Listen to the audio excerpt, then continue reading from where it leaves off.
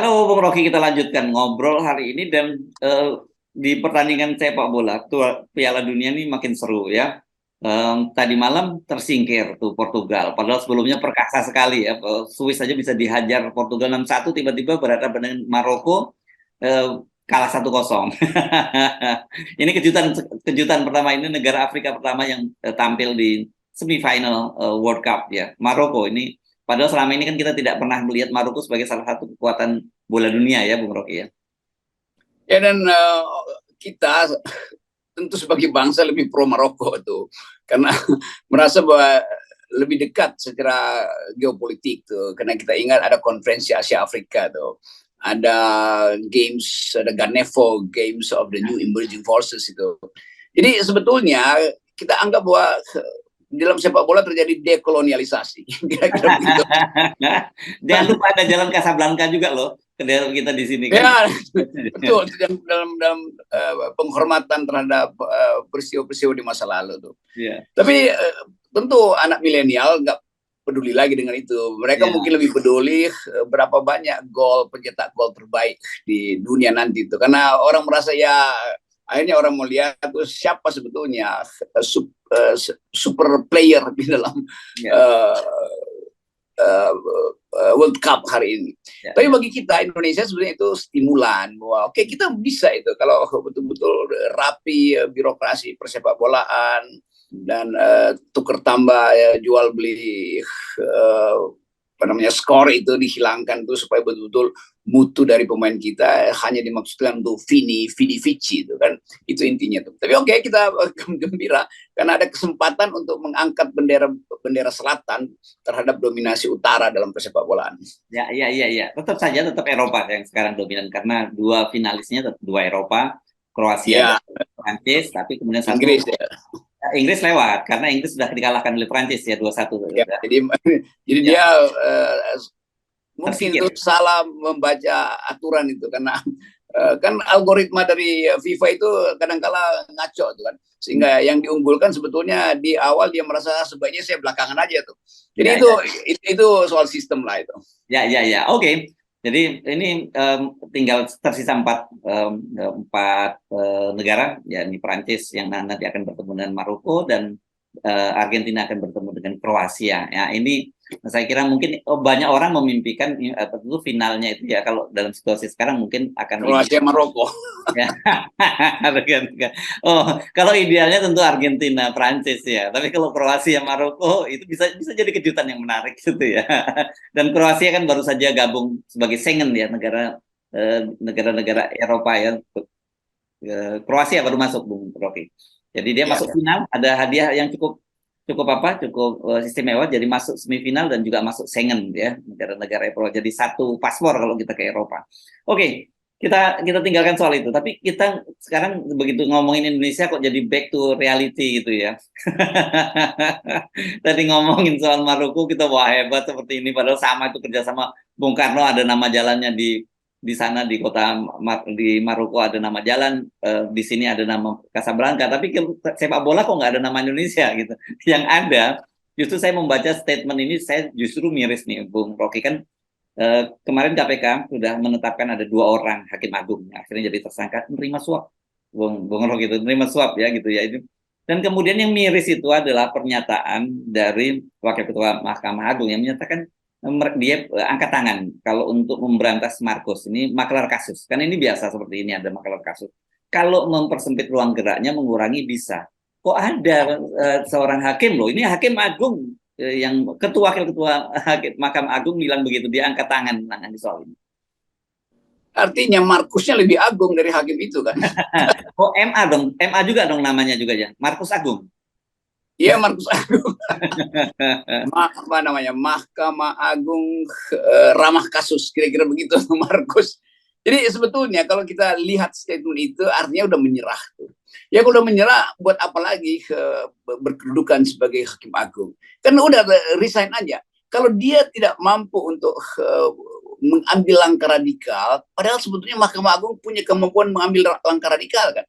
Tapi pasti karena proteksi politik itu Markus ini lolos saja tuh. Itu masalahnya cuma itu. Si Hakim Agung mau katakan kami mampu tapi hilangkan proteksi politik, kira-kira itu tuh. Jadi sekali lagi soal moral Mahkamah Agung justru jatuh karena melihat atau menyatakan diri tidak mampu. Markusnya merasa oke, kalau Anda nggak mampu kita akan merajalela tuh. Kan itu sinyal supaya Markus terus memperbanyak kasus-kasus maklar itu kan. Jadi sekali lagi wilayah-wilayah hukum kita betul-betul patah kaki-kakinya. Hal yang kita bayangkan bahwa Mahkamah Agung akan datang dengan keputusan radikal seperti yang pernah dibuat oleh almarhum Pak Kartijo dan hakim-hakim yang dulu jadi acuan, lopas segala macam itu. Jadi hilang, ya. Iya. Ya. Marwahnya hilang itu, keagungannya hilang. Iya. Ya, jadi kalau ada seorang itu dinyatakan menyerah, padahal kita tahu kan sebenarnya justru mereka bentengnya, karena yang mereka yang harus menangani kan suap di sektor lain. Kan kita tahu bahwa di departemen-departemen lain dan sebagainya itu suap itu luar biasa terjadi, dan biasanya ketika ditangkap oleh KPK muaranya nanti akan ke Mahkamah Agung. Sementara di Mahkamah Agung yang kita harapkan memberi keadilan tertinggi terjadi semacam itu.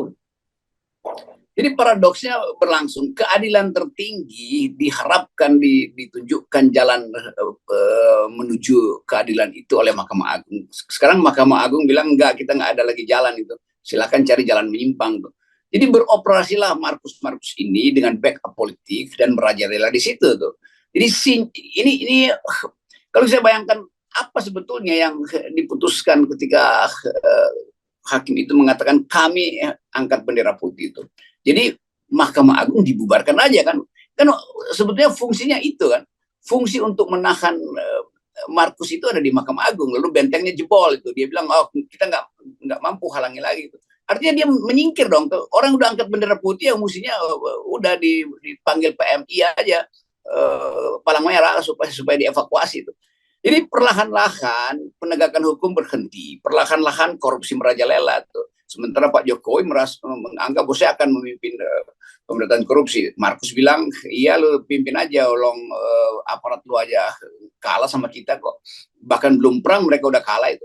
Jadi sinyal keadilan pasti udah tertutup tuh. Kita nggak punya harapan lagi dengan sistem hukum kita. Ya, bayangkan ya ini pemburukan sektor hukum. Kita tidak lagi bisa berharap kepada Mahkamah Konstitusi ketika kita berbicara soal peraturan perundang-undangan yang digugat oleh publik. Kita nggak nganggap kita punya harapan di Mahkamah Konstitusi. Sementara sekarang muncul ini pengakuan langsung dari Wakil Ketua Mahkamah Agung yang menyatakan mereka nggak sanggup memberantas Markus. Jadi apa yang bisa kita lakukan? Apakah mungkin kita kalau dulu membentuk semacam KPK dalam versi yang lain gitu? Karena ketika lembaga-lembaga penegak hukum seperti polisi dan kejaksaan lemah gitu. Ini satu paket. Beberapa waktu lalu saya jadi saksi ahli di sebuah persidangan dan hakimnya bilang begini, Pak Rocky, kita ini cuma user, pengguna regulasi. Yang buat itu ada para politisi itu. Jadi dari awal sebetulnya para hakim ini udah merasa ya udah apapun yang disodorkan ke kita ya kita akan periksa, dan apapun yang dimintakan ke kita ya kita terpaksa menyerah tuh. Karena regulasi itu bukan datang dari kalangan akademisi atau dari kalangan praktisi hakim sendiri itu, tapi dibuat oleh politisi itu. Dan itu artinya kunci-kunci hukum itu juga dikendalikan oleh para politisi itu.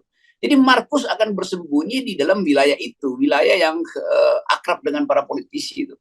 Jadi Markus disebut Markus karena dia dilindungi oleh para politisi. Kenapa? Karena kasusnya adalah kasus korupsi itu biasanya ada politiknya tuh.